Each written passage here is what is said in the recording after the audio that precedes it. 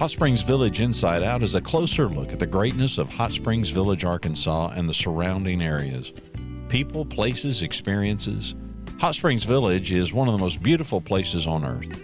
Join me, Randy Cantrell, and my co-host, Dennis Simpson, as we engage in weekly conversations to explore Hot Springs Village Inside Out. Today's show is brought to you by Central Arkansas's favorite radio station, KVRE. Find them on the dial at 92.9 FM. Stream them live at kvre.com.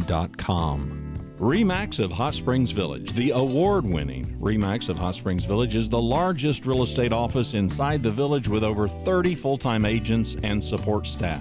Visit them to learn more about this beautiful place to solve your real estate needs. Call them today at 1-800-364-9007 or find them online at explorehsv.com.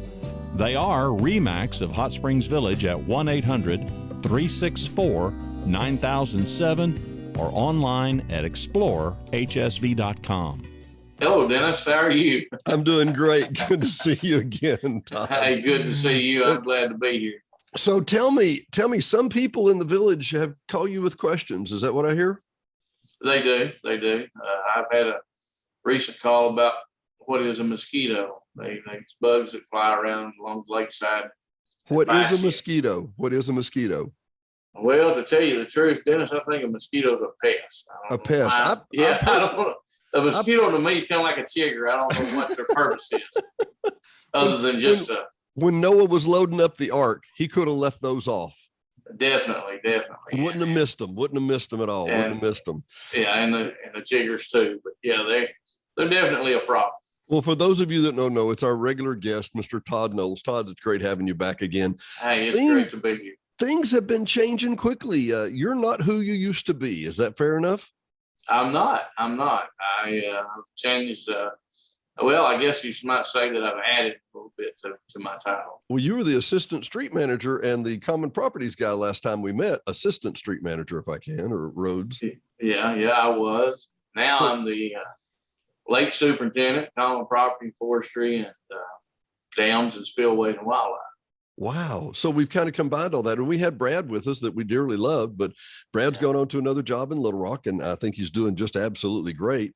But that said, bringing all these under one umbrella just makes a whole lot of sense, doesn't it? It does. And, and I thank Ken and Kelly for having the confidence and faith in me to be able to do the job successfully, and so far it's going great. It's going great. Well, let's dive in, because you know what's happening this next month. Cortez Lake is being drained down some, and we're going to do what? Why do we even do that?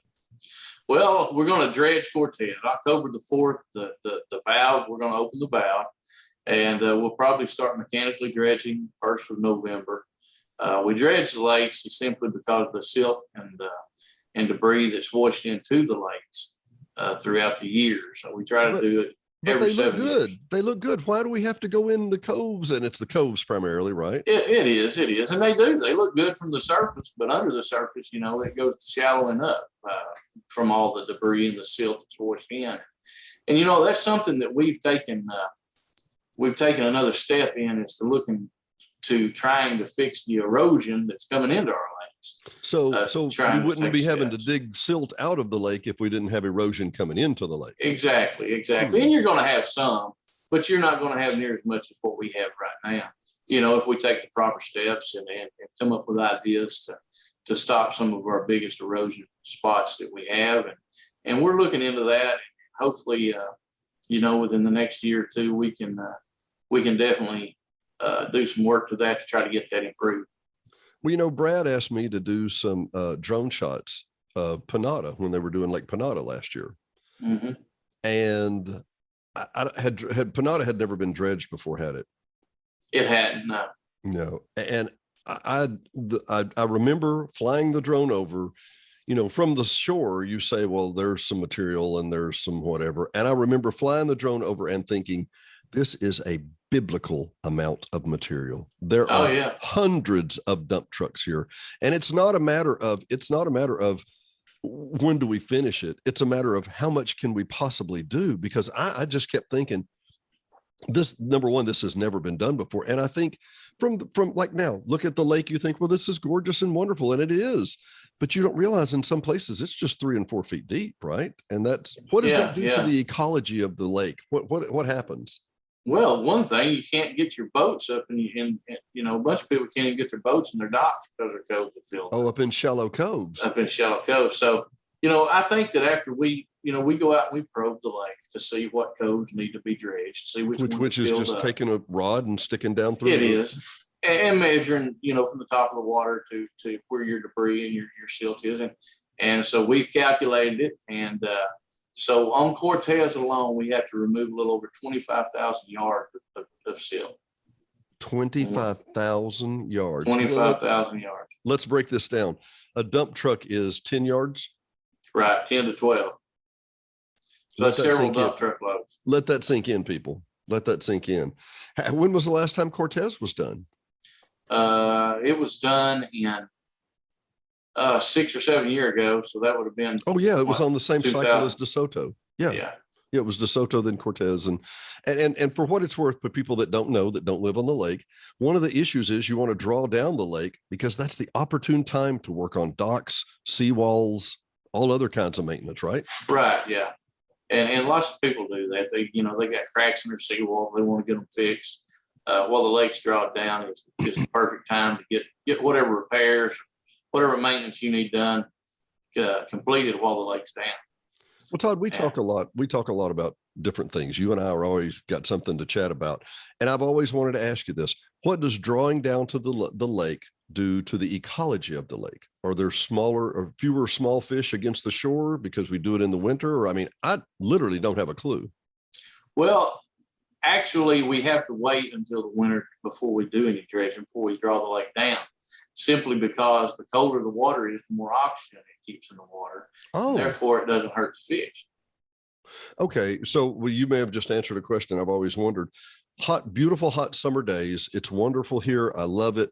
I'll have 12-inch long bass swimming 6 inches, 8 inches from the shoreline. Right. Is that because the water is so warm and they're looking for oxygen, or what? They come up in shallow water during the summertime, just simply because of the temperature of the water. And then if the water gets real hot on top, then you'll see them go down deeper where the water's cooler. Really? Mm-hmm. Okay. So this dredging, how long have we been doing this dredging? For 20 years or last 10 years? Or it seems like it's just been the last 10 years or so. Yeah, we've been doing dredging now for ever since I can remember, 25 years. Okay. We didn't do it as much, but we have done it. We've never done, we just started doing I guess you would say the hydraulic dredging the last 5 or 6 years. Well, and let's break this out real quick, because I have, properties here on the lake, and I see what other people are doing. It's very fascinating. And I have learned a great deal of compassion for the whole idea of dredging, because we're going to take dirt from under the ground, under the muddy soil, and we're going to take it out and haul it out and put it somewhere else and hope it doesn't come back down in the lake. And right. Yeah. If it were me, and you asked me where I thought erosion was a problem, I would tell you on the East End. They've got lots that they bulldoze completely. They've got lots of new construction. They put up those little plastic pieces of vapor barrier type thing to keep the silt out. But that looks like it would be a breeding ground to fill in the lake, because there's so much potential. So, I mean, we get a 6-inch rain, a 5-inch rain. That little plastic's not going to stop a whole lot of rain. I mean, it's just it's disturbed soil. Okay. Mm-hmm. Well, here on the West End, we don't have that much. So where does the erosion come from here on this end? It goes mainly from your mountains, all your leaves and your debris and dirt. Really? Erosion from the ground itself. And you're right. And on the East End, we have started kind of getting a little bit more, I guess you can say that we've started getting harder on some of our builders about the erosion issues and the precautions that they need to take whenever they clear a lot. Some of them don't put anything up. Yeah. And that, you know how that is on disturbed ground where there's no grass or anything. You get a big rain, it's down in the lake. So yeah, we've started getting, we started getting a little harder on them about kind of pressuring them a little bit about getting more types of erosion control measures up whenever they. Well, and I'm not trying to be hard on anybody. I'm really not. I just realize, on this end, maybe I cut a tree that's dead, so what? But there are just leaves and natural debris that fall in there. There Is. I mean, you live in a forest. Yeah.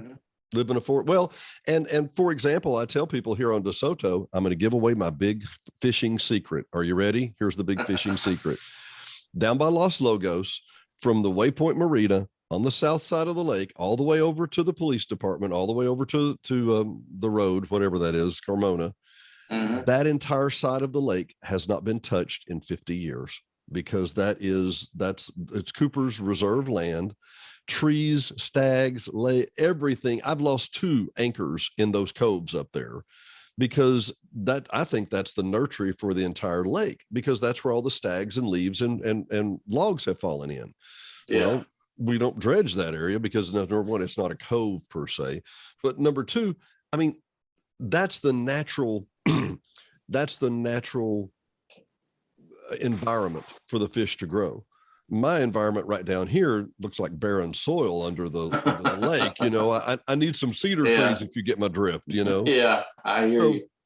It's just it's the profile and so forth. So carrying off, did you say 25,000 yards? A little over 25,000 yards of silt and material is what we're going to take out of Cortez.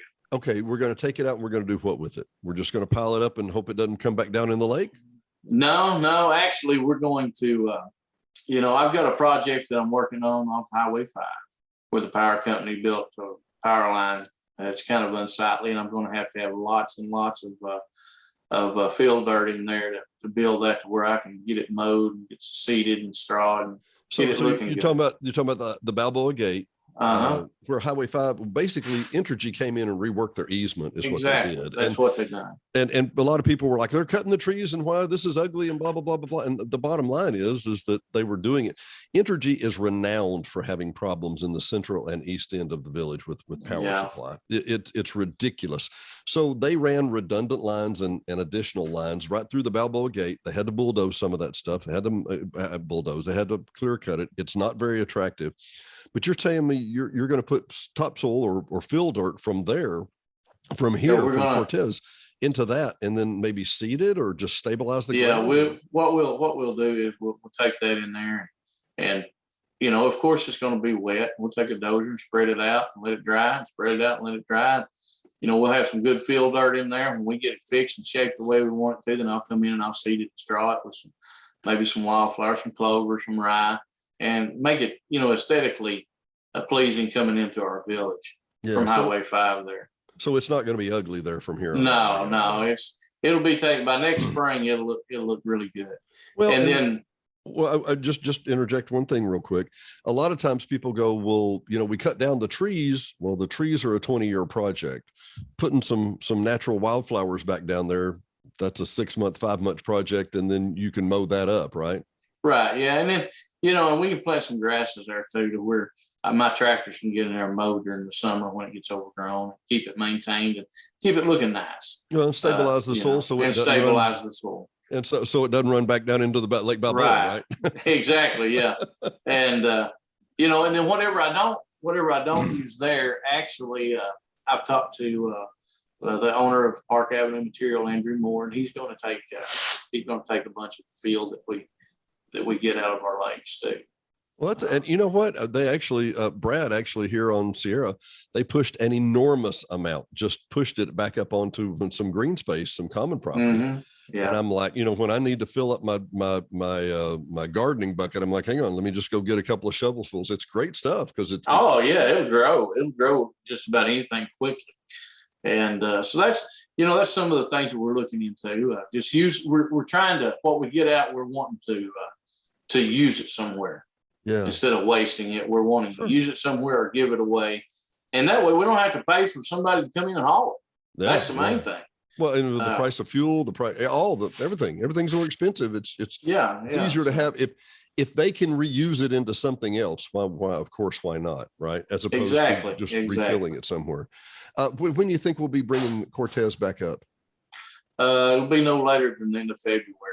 Really? We're going to try to get in there and get it out. Of course, we like to have it drawn down for a couple of months anyway, for people to, not just for us to dredge, but for people to get work done that they want to get done on their docks or their seawalls or their, and that gives them plenty of time to get their work done.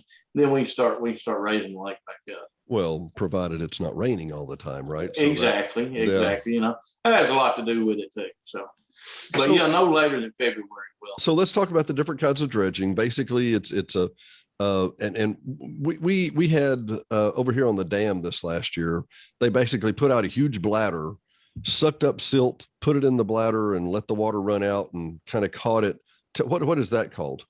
That's hydro dredging. That's where they suck the stuff up, put it in these big, they call them dewatering bags. They put them in dewatering, and they put them in these bags, and the water comes out of the bags, and material stays in it, and it dewaters it and allows the material to dry out. But then you got to go back in and you got to remove these big bags that they have laying all these different places. And the hydro dredging is very, very, very, very expensive. Really? It's very expensive. And you do hydro dredging where and why, as opposed to? They've been doing the hydro dredging in the coves that have needed it, that we can't get to mechanically. With our machines, that we take it out mechanically, and the coves that need dredged that we can't get to, then they've been going in and hydro dredging those coves and taking the silt out, and running it up. I think they could run it up 200 feet, 250 feet. Really? Well, let's dig a little further down, but at a 5 mile high view again.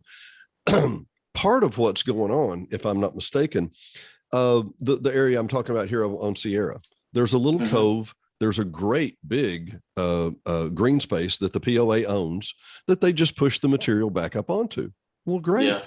Well, some of these coves you need to get to, you don't own the green space behind them, right? That's right. And so then you have to do alternate measures of dredging, and another thing, you can hydro dredge while the lake's full. It don't have to be down. You can go in while the lake's full and hydro dredge. But it's just the cost is so tremendous. It's just the cost is very, very, it's very expensive to hydro dredge. Well, let me ask this. So hydro dredge versus just the skidders pushing it up out of the place and trying to haul it off. How expensive is that? Well, mainly your skid steers that we use to mechanically dredge with, that's mainly just a rental cost. Oh, your hydro personnel dredge, and rental. Yeah, your hydro dredge is usually at the least $100 a yard. A yard? A yard. Yeah, that's the cheapest I have found, and that's just a dredge. And that's not to take it. That's not counting your dredge bags and your suction times and all that. That's just to get them to come in here and dredge is $100 a yard. So if you were to hydro dredge Cortez, it would be millions. It would be probably, I think the cost I have whenever I turned it in yesterday about the yardage that we wanted to try to get out, the cost on Cortez to hydro dredge, it's the cheapest I found was $725,000. So, wow. So obviously that's why we're looking for other methods, right? Right. We're looking for other options. Well, and basically to ways to keep the infiltration from coming in anyway, right? I mean, right. Yeah. That stops the problem at the first place. Yeah, it does. And there's other options out there to reach the coves that we can't get to. There's other options there, and we'll work on that. I'll come up with a different solution, and of course I got to talk to Kelly about it, get approval, but we're looking at other options to make sure that, so the people out there that have coves that they know we can't get to mechanically, don't worry. We're going to, just because I say we're probably not going to hydro dredge, don't mean we're not going to get your cove. We're going to get your cove. It may just be another method that we're going to use to do it. Well, let me jump in here just for a second and talk to the property owners. If Todd calls, if somebody calls from the POA and they would like to ask access to your property, please grant them access to your property. And they're calling out of respect. They're not just going to say, well, we're the POA and we're coming here to go through your land or whatever. And every time I've worked with you guys, anytime you needed access and I granted access, I couldn't even tell you'd been there. I mean, Right, it was, yeah. you were as nice to the ground as you possibly could. I actually offered to Brad on a piece of property we had over on our Dorcation Trace on Balboa, one of the infiltration points. I was like, if you want to build a catch basin here, if you want to put riprap and a block to try and catch that sediment, you're welcome to. Please, that'll be fine. So my point is, shore owners, shoreline owners, property owners, you can be helpful in this. It won't harm you in any way. It can be helpful to the overall good. Is that fair? Yeah, it is. It is. It is. And if we do track it up or whatever, we'll go back, smooth it out, seed it, straw it, where we have to, if we do something like that. Well, sometimes, well, especially with lakes, I mean, you can get there or you can't. It's just that simple. Yeah. There's just some really tough to get to places. And the problem with Cortez is you have so many steep places around your coves that there's no way you can get to with a machine, Well, and most people don't recognize, most creek beds, riverbeds, lakes, which is, what we're on, has a steep side and a flat side. There will be, for example, Coronado is the classic example. The south side of Coronado is not flat, but it's not steep. It's just a gradual runoff into the lake. The north side of Coronado, on the other hand, is some steep land, and same thing with Cortez. Cortez, the north side of Cortez is steep in some places. Yeah, like throw you a rope kind of steep. but yeah, we did get our dams mowed. All of our lake dams have been mowed and cleaned up. So we're catching up. We're catching up slowly but surely. Well, and I wanted to break these shows up into segments, and that's what we're going to do. For the dredging and reducing the lake, it's Dennis Simpson. Randy will be back, I promise. Mr. Todd Knowles, thanks for joining us. And thank you. Oh, we'll see you next time, buddy. Thanks for listening to another episode of Hot Springs Village Inside Out, a podcast where Hot Springs Village, Arkansas is the star. Please subscribe to the podcast. You can do that by visiting our website, hsvinsideout.com, and tell a friend.